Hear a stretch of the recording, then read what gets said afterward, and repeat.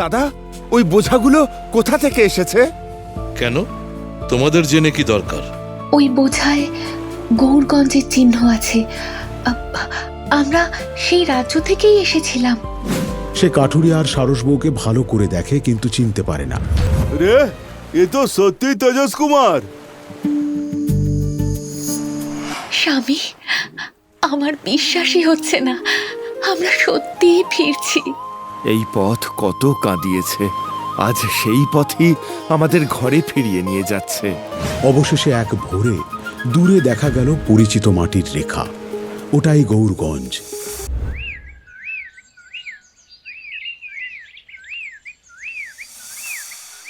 দীর্ঘ সমুদ্র যাত্রা, মৃত্যুর মুখ থেকে ফিরে আসা আর অসীম সাহসের জোরে কাঠুরিয়া ও সারস বউ শুধু ফিরে এলো না, তারা সঙ্গে করে নিয়ে এলো বিপুল ধন সম্পদ, দামি মশলা, চন্দন, আবনুস, কর্পূর, জায়ফল, লবঙ্গ, গোলমরিচ আর বহু দুর্লভ সামগ্রী। গৌরগঞ্জের রাজপ্রাসাদে আজ উৎসবের আবহ। চারিদিকে শঙ্খধ্বনি, ঢাকের আওয়াজ, ফুলের সুবাসে ভরে আছে রাজদরবার। কিন্তু যুবরাজের সবচেয়ে বড় আনন্দ, কাঠুরিয়া ও সারস বউ মৃত্যুর মুখ থেকে জীবিত ফিরে এসেছে। কাঠুরিয়া, সারস বউ, তোমাদের দেখে আজ আমার হৃদয় ভরে গেছে। আমি ভাবছিলাম তোমাদের হয়তো আর কোনো দিনও দেখতে পাবো না। ঈশ্বরের কৃপা আর আপনার আশীর্বাদ আমাদের ফিরিয়ে এনেছে যুবরাজ। আর মৃত্যুর অন্ধকারেও আমাদের একটাই বিশ্বাস ছিল, আমরা ফিরব আমাদের গৌরগঞ্জ রাজ্যে। কাঠুরিয়া আর সারস বউ যে বিপুল মুনাফা নিয়ে ফিরেছে তা দেখে যুবরাজ বিস্মিত হন। তিনি সঙ্গে সঙ্গে আদেশ দেন রাজ্যের গরিব মানুষের মধ্যে নতুন বস্ত্র, খাদ্যশস্য আর স্বর্ণমুদ্রা দান করা হোক।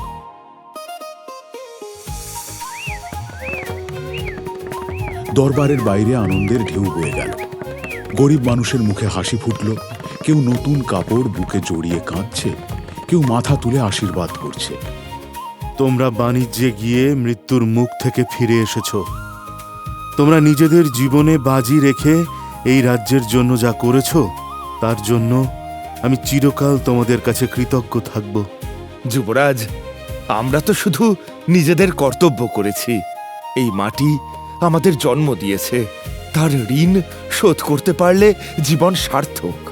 আমরা যে বিপদে পড়েছিলাম সেই বিপদই আমাদের শিখিয়েছে, মানুষ যদি সাহস না হারায় তবে ভাগ্য তার পাশে দাঁড়ায়। না, এরপর আর আমি তোমাদের কোথাও যেতে দেব না। আমি চাই না তোমাদের কোনো ক্ষতি হোক। এবার আমি নিজেই সমুদ্র যাত্রায় যাব।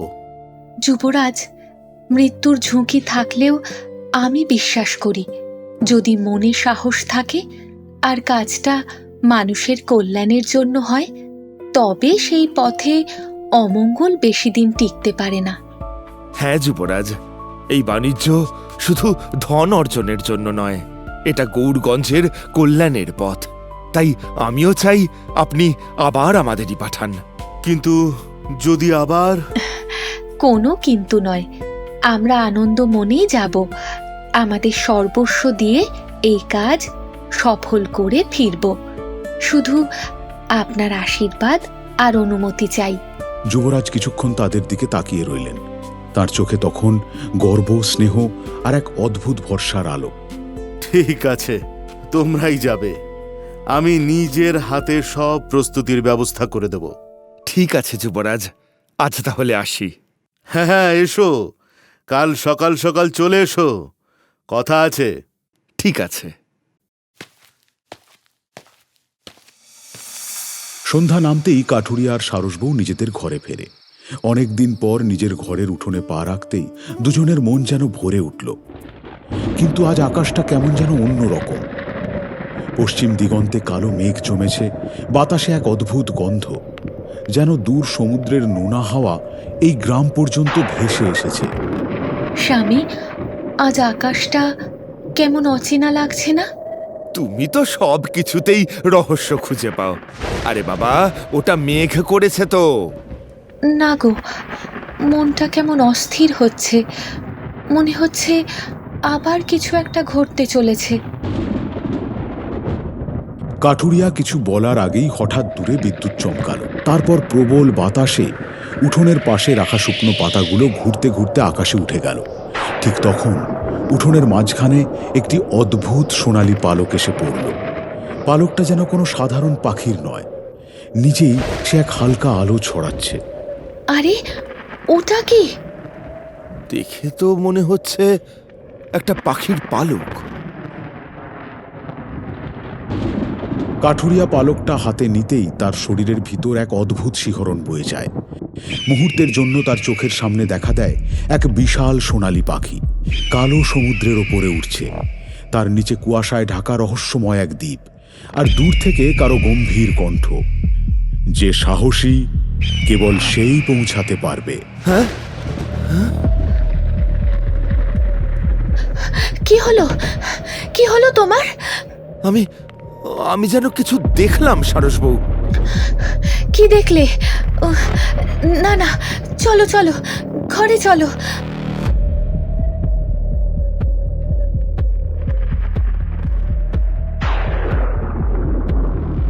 দূরে গর্জে উঠল বজ্র। পালকের আলো ধীরে ধীরে নিভে গেল, কিন্তু তাদের জীবনে আবার এক নতুন রহস্যের দরজা খুলে গেল। পরদিন ভোরে কাঠুরিয়ার সারসবউ যুবরাজের ডাকে আবার রাজপ্রাসাদে আসে, কিন্তু আর রাজদরবারে কোনো উৎসব নেই, চারিদিকে নীরবতা। যুবরাজ নিজে তাদের নিয়ে গেলেন প্রাসাদের এক গোপন কক্ষে।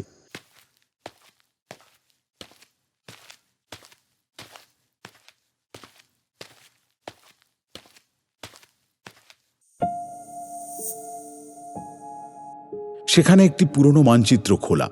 মানচিত্রে আঁকা বহু দ্বীপ, পাহাড়, নদী আর সমুদ্রের মাঝখানে লাল কালি দিয়ে চিহ্ন দেওয়া এক রহস্যময় স্থান। যুবরাজ, কি এমন দরকার পড়ল যে তড়িঘড়ি আমাদের ডেকে পাঠালেন? কারণ এবারের যাত্রা কিন্তু আগের যাত্রার মতো নয়। মানে আগের মতো নয়? তাহলে কেমন যুবরাজ? যুবরাজ ধীরে ধীরে এক প্রাচীন কাঠের বাক্স খুললেন। ভিতরে রাখা একটি দীপ্তিমান সোনালী পালক। কাঠুরিয়ার সারসবউ দুজনেই চমকে উঠল, কারণ গত রাতে ঠিক এমনই পালক তাদের উঠোনে পড়েছিল। গত রাতে এটা আমাদের প্রাসাদের ছাদে এসে পড়েছে। কি বলছেন যুবরাজ?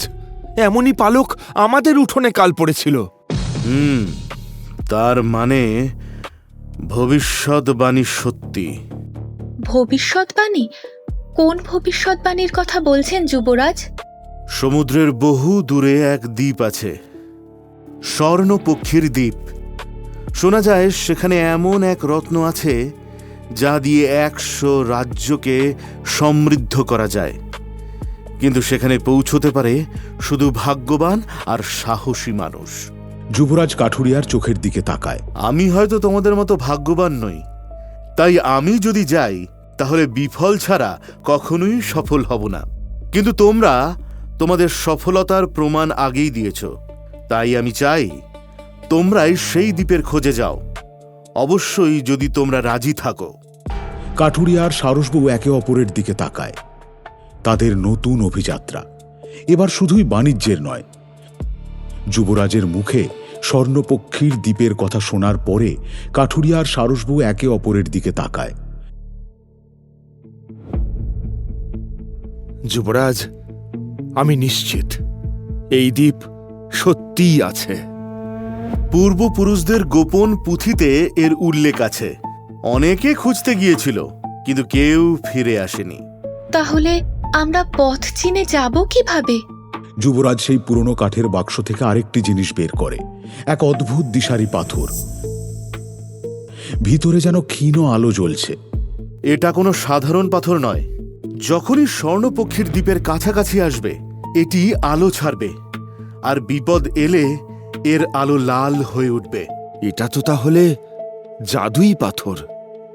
হয়তো জাদুর, হয়তো অজানা কিছু, কিন্তু এর মধ্যে সত্যতা আছে। এরপর শুরু হলো যাত্রার প্রস্তুতি। রাজবন্দরে আনা হলো বিশাল এক বণিক জাহাজ। নতুন পাল, শক্ত কাঠের গা, নিচে মজবুত লোহার বাঁধন, আর সামনে খোদাই করা গৌরগঞ্জের রাজ চিহ্ন।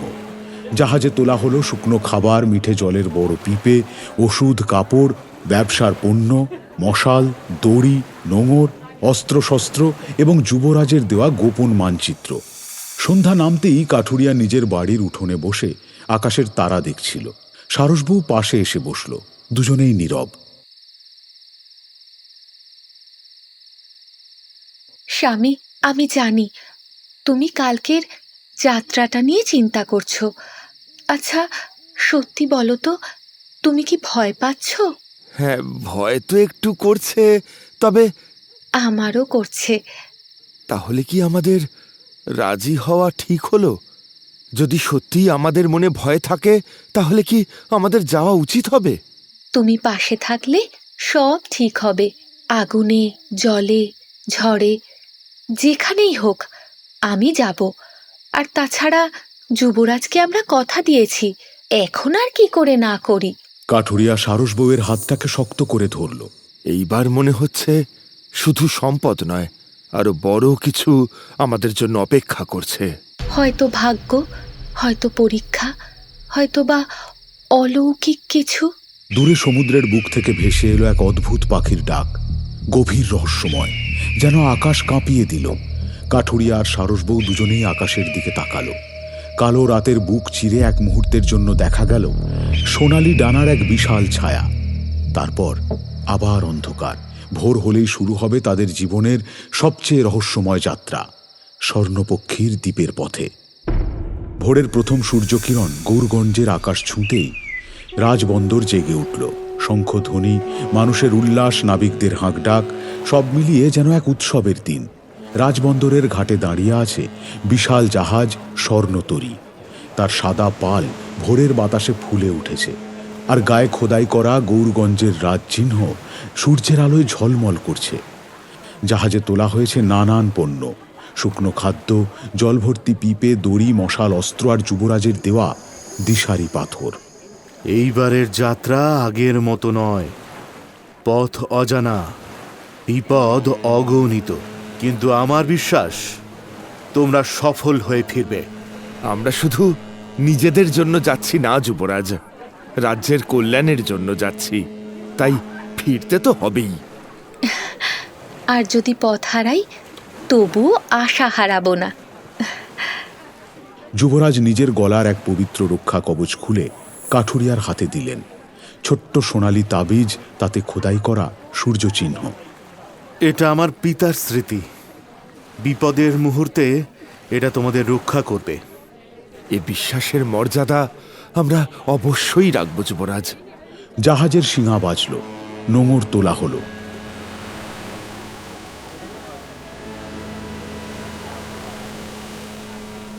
ধীরে ধীরে স্বর্ণতরী বন্দর ছাড়ল।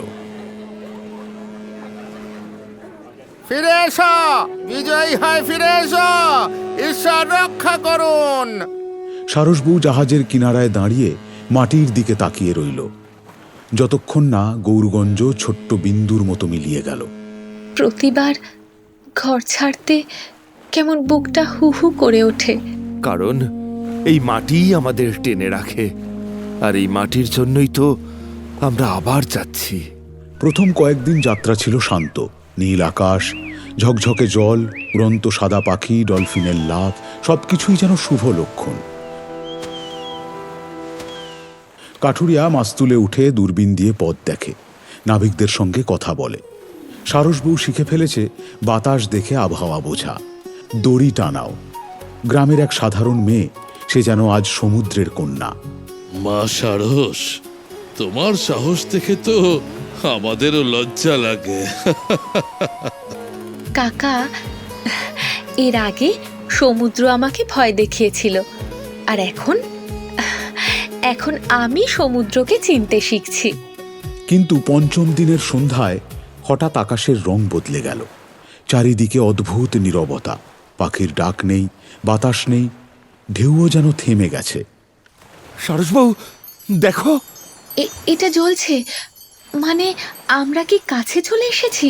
হঠাৎ আকাশের অনেক ওপর দিয়ে ভেসে এলো বিশাল ডানার শব্দ। সবাই মাথা তুলে তাকালো। মেঘের আড়াল দিয়ে এক মুহূর্তের জন্য দেখা গেল এক বিরাট সোনালী পাখি। তার ডানার আলোয় সমুদ্রের জল সোনার মতো ঝলসে উঠল। স্বর্ণপক্ষী! মুহূর্তের মধ্যে শান্ত সমুদ্র যেন রুদ্ররূপ ধারণ করল।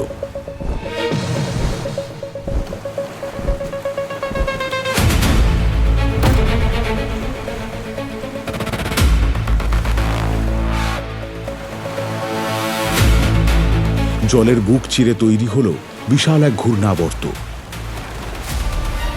এত বড় যে পুরো স্বর্ণতরী জাহাজটাকে নিজের দিকে সে টেনে নিচ্ছে। চারিদিকের জল গর্জন করছে, বাতাস শীষ দিচ্ছে, জাহাজের ডেক কাঁপছে, মাস্তুল দুলছে, নাবিকদের চোখে মুখে আতঙ্ক। মনে হচ্ছে জাহাজ ডুবে যাবে, সবাই দড়ি শক্ত করে ধরো। হাল ঘোরাও তাড়াতাড়ি, ডান দিকে ঘোরাও, হাল ঘোরাও, তাড়াতাড়ি করো। সারসবউ দৌড়ে এসে কাঠুরিয়ার হাত শক্ত করে ধরে। আবার কি আমরা মৃত্যুর মুখে পড়লাম? না, যাই হয়ে যাক, আমরা হারবো না। শেষ নিঃশ্বাস পর্যন্ত লড়বো আমরা সারসবউ। ঠিক তখনই যুবরাজের দেওয়া দিশারি পাথর হঠাৎ তীব্র আলো ছড়াতে শুরু করে। নীল আলো মুহূর্তের মধ্যে সোনালি হয়ে যায়। তার ভিতর থেকে যেন কারো কণ্ঠ ভেসে এলো। ভয় পেও না, চোখ খোলা রাখো, পথ খুলছে। কে কথা বলল? আমিও শুনলাম, কেউ যেন আমাদের কিছু বলতে চাইছে।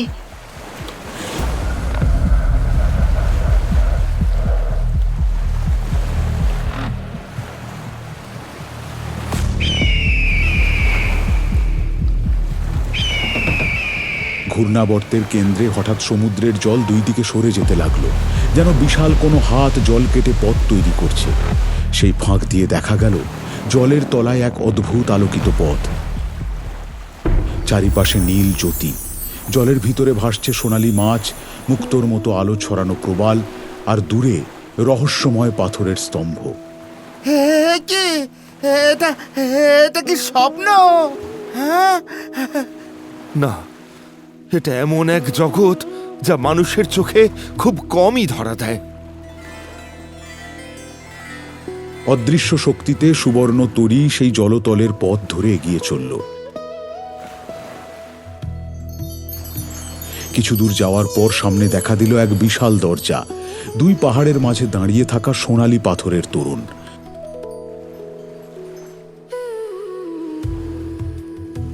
তার গায়ে খোদাই করা অদ্ভুত চিহ্ন, আর মাঝখানে এক বিশাল ডানাওয়ালা পাখির প্রতীক। দরজাটা বন্ধ, কিন্তু দিশারি পাথরটা যেন নিজে থেকেই কাঠুরিয়ার হাত থেকে উঠে আকাশে ভেসে গেল। গিয়ে দরজার মাঝখানে প্রতীকে গিয়ে বসতেই দরজাটা ধীরে ধীরে খুলতে লাগলো।